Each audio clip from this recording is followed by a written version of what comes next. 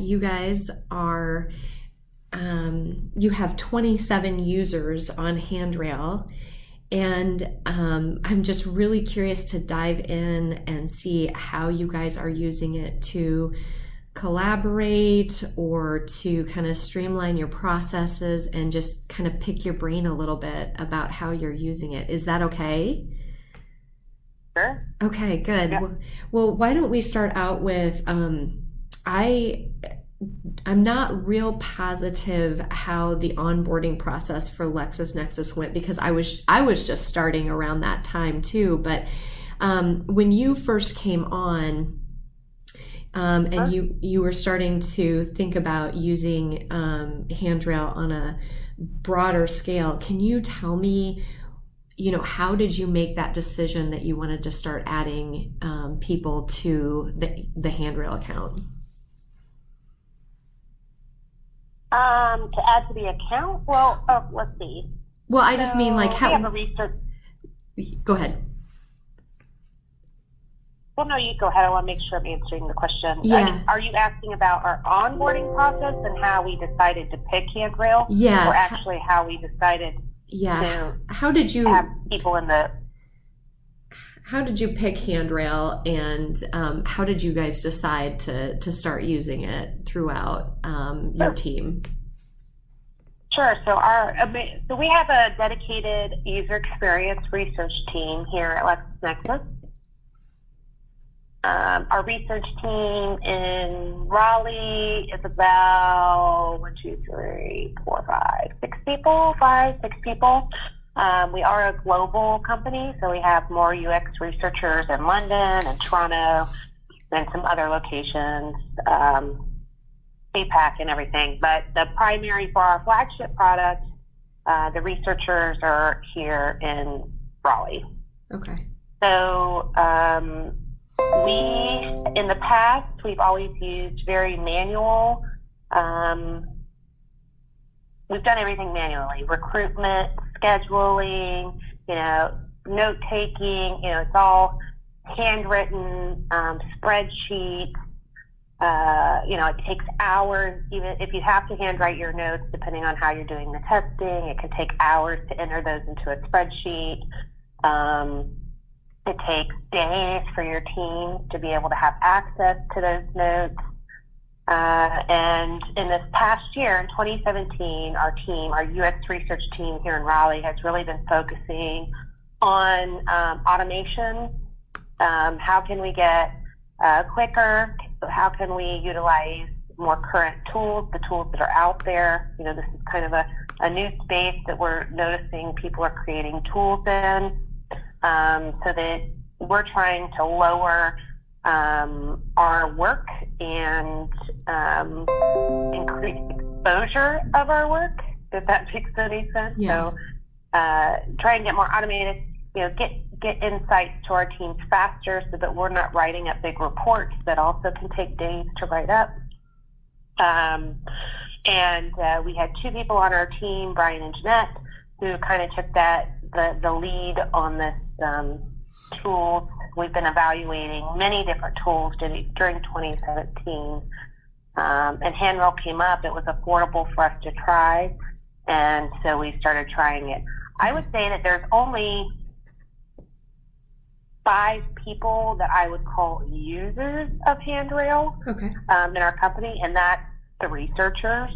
Now, we've invited collaborators, so we're inviting UX designers, product teams, and even sometimes developers when we do a project in Handrail to collaborate and maybe take notes or follow along, but really so that they can see the results in real time. So when we finish with a person, you can go to the results tab and you can see, and then as you add on, once you've got 3, 4, 5 participants, you can see live their results there, especially if if you're doing this task success, so you can get those initial verbatims are harder we have to evaluate those more closely, but those task success things, yes, no's, etc., you can evaluate in real time. So that's been really nice. So what I'm hearing from you is it really, I don't want to put words in your mouth, but it speeds up the process for you. Yep. Okay. Mm-hmm. It speeds up the process and reduces our workload. Okay. And so when you were evaluating tools, what was that major pain point that you were experiencing that got you out there looking for tools?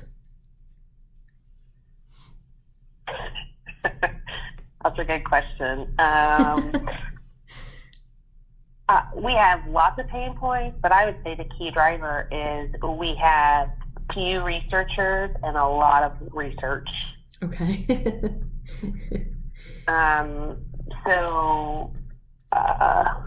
Well, to give you an example, on our flagship product, we have 3 researchers and we have 15 designers. Okay.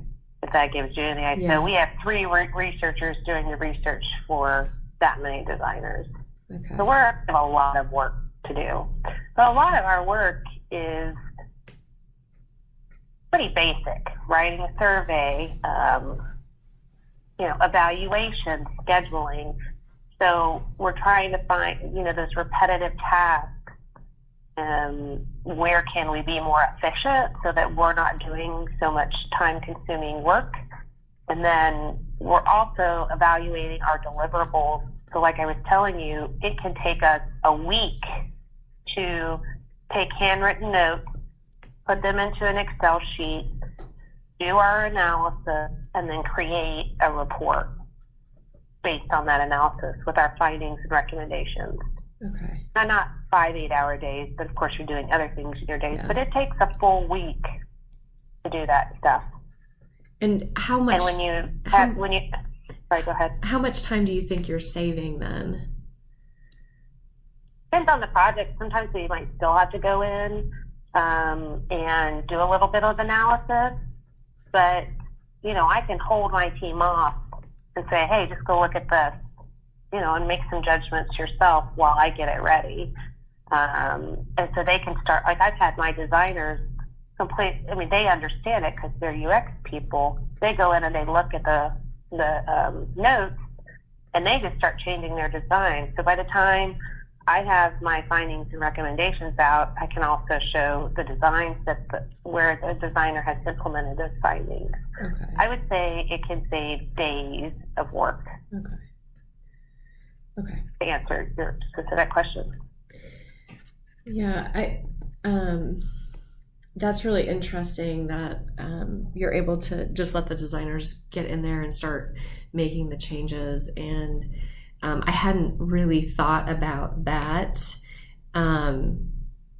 but that's great to hear. Have you experienced other process changes after everybody was sort of on board with Handrail? Were there other processes that changed?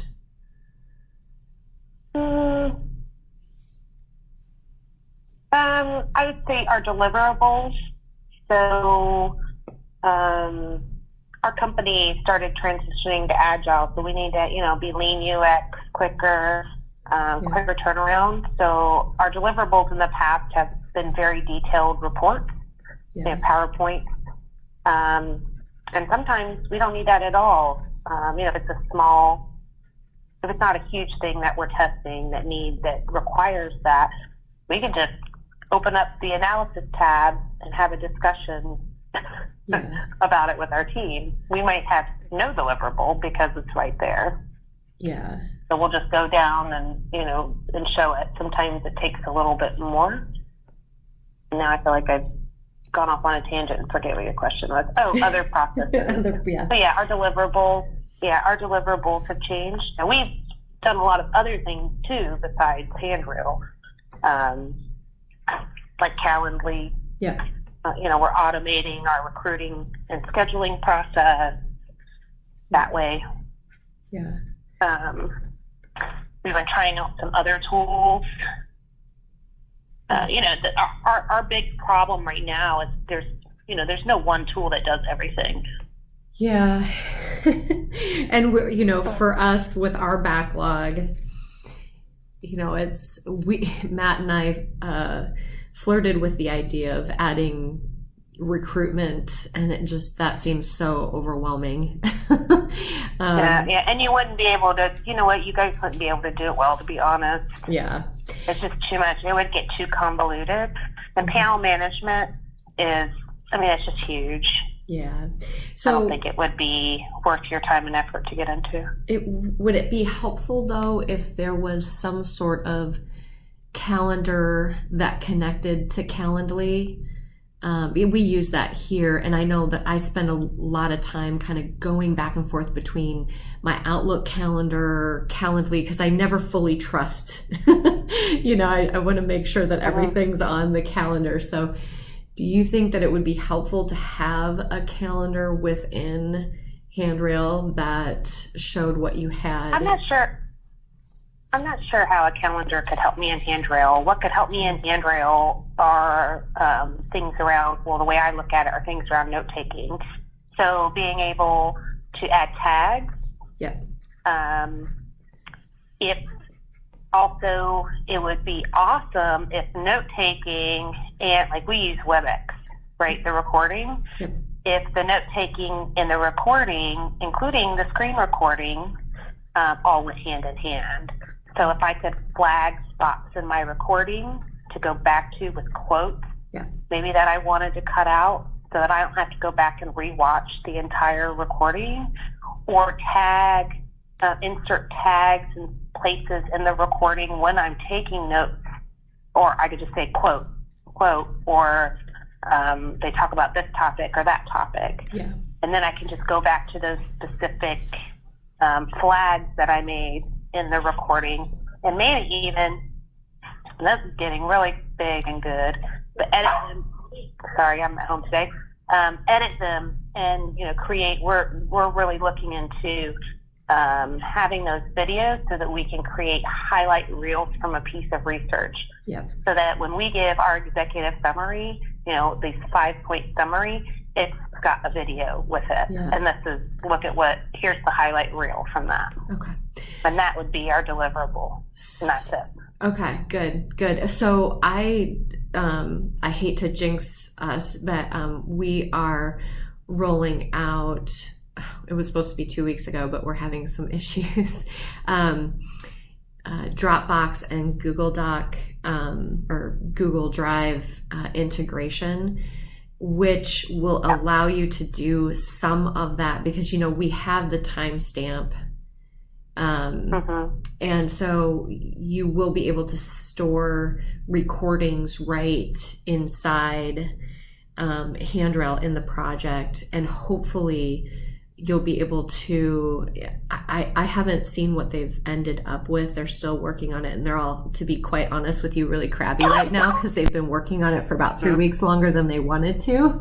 So I haven't had them walk me through it yet, but I'm hoping what you'll be able to do is exactly that. You'll be able to do a timestamp, and the recording is right there in the session, and you'll be able to go back based on that little timestamp and take snippets out. So we'll keep our fingers crossed. Well, that's if you have a compatible. Like right now, we're moving away from WebEx. We're going to start using GoToMeeting because the videos WebEx creates aren't compatible with anything. Okay. So we're moving to something that records an MP4, which is more standard. Okay. All right. That would be awesome. It would also be awesome if you integrated with GoToMeeting. Yeah. Had some kind of integration with the Handrail notes. Okay. And I think once they get these two done, they were kind of starting with the two biggies, and they were gonna hopefully get all the bugs worked out. So, and then add to that. So, well, hey, if you guys need pilot users or beta users, our team's happy to try stuff out and give you feedback. Yeah, well, and I will keep you on the list because I know that they've been wanting to roll it out. So Connect 5, we are a UX design and research company. So we often roll things out here first to use with our major clients, but sometimes that backfires on us a little bit. So we spread the love a little bit. So I guess I have all of my questions asked. Is there something else that kind of comes to mind as a hot button issue for your team when they're working in handrail? Something that I should know? One thing I know I hate, and I've talked to it about this with other people as well, is on the Analyze tab, and I don't have handrail up, so I'll have to think about this. On the Analyze tab, when you're looking, every single question has that pie chart on it about the personas. Yep. Okay. I don't need that, and it makes it difficult. It takes up so much space, and it makes it difficult to really look at what you're trying to look at. Okay. Yep. So even if I know some people probably do use it, but even if it can be closed, or something, so that you don't. It really is. It takes up. It takes up so much space. Yeah. When you're trying to do your analysis. We've heard that. I've heard that before pretty consistently, that's not a favorite feature. So I almost feel like it shouldn't show up except for when you're in that participant page. When you're looking at all the participants, I think it would be fine there. So you can kind of, but if you use personas a lot, I still think that all you really need is when you go into the participants to see, what the breakdown is of. That's all we use them for, is that demographic. So, we want to say, this is how many users we talk to, and this is what type of users we talk to, and that's it. Okay. Now, it's nice to see when I look at their answer, like the large law librarian said this. That's nice, but I don't need a pie chart. That's a great question. Yeah, okay. So get rid of the pie chart. And that's really the only thing that has been a huge, I've heard from anybody on our team that's like, oh, I hate this. Okay. It handled all the questions that we need it to handle. I love how it does the word cloud on qualitative feedback. Okay. Verbatims, I suppose I should call it, on your notes. I like going in there and removing. Here's another thing: the word cloud. When you do remove terms to make it, more reflective of what you're trying to make it reflective of, they don't say, that doesn't save. If I refresh the page or come back in to do more analysis later, it's all gone away. Yeah. You have to re-go in and remove terms from your every word cloud. Yeah. That's been a personal frustration for me too. So, okay, good. Well, it's just annoying. If I say I want these words removed, then they should stay removed. Yeah. Shouldn't have to go back in and do it every time. Yeah. Okay. Additional verbatim analysis would be cool. Qualitative analysis is the hardest to do. So any kind of verbatim. And then what I told you earlier, being able to sync your notes with a recording, that would just be, and we know there's products out there that say they do that, and we're trying them, but usually if they do the video where you can put tags, they don't have notes along with it. And I can't even think, was it user testing or something? It's like they have one or the other. They don't have both. Okay. Like you guys do notes and not the video. They do video and not the notes. Okay. Yep. So having that together is really, really valuable. Okay. All right. But yeah, panel management, my advice would be stay away from it.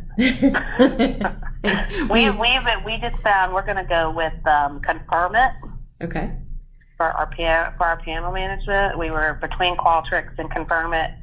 We finally decided on Confirm It. And it is just so complicated. Yeah. It is just unreal. So. Yeah, that's not really our wheelhouse. So we talked to a few companies about integrating their tool into Handrail, kind of as a white label product, and we just that seemed like a lot. So yeah, and that's more of I don't know, I look at that more as like a methodology thing, you know, like I don't know if you're familiar with UserZoom that does surveys and click tests and unmoderated testing. They'll do recruitment for you, but like we couldn't. We have such a specialized group of users. We would never use them or anyone else to recruit users for us. Yeah, it's something that we need to do. I totally agree. Because we're dealing with legal professionals. I mean, you guys have a pretty dedicated user space too. Oh, you can understand. Yeah, that. Farmers. You can't just call up UserZoom and say, I need farmers.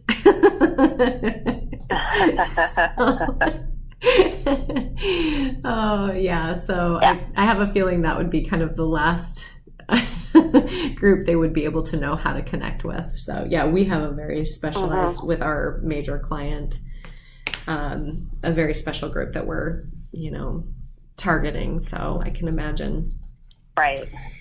Yeah. So, okay. My other question for you is, Matt mentioned that you were sort of using Handrail undercover and paying for it on 2 credit cards and all of that. I just was wondering if that had changed. And the reason why I'm asking that is, I thought we bought a subscription. I think they put it on 2 different credit cards. So we did it first, and then Matt got we saw a special, like there was a big discount on a yearly subscription. Okay. And we bought that. Okay. And we're all using that subscription. Okay. So one of the things I was curious about, our pricing structure is going to change, and I'd love to, since you guys were an early adopter, I'd love to get you guys. Sorry, Jennifer, your voice just got really near. Oh, sorry. How is it now? No, it's not your fault. Okay. It sounds like your computer. Yeah, you just got disconnected, I think.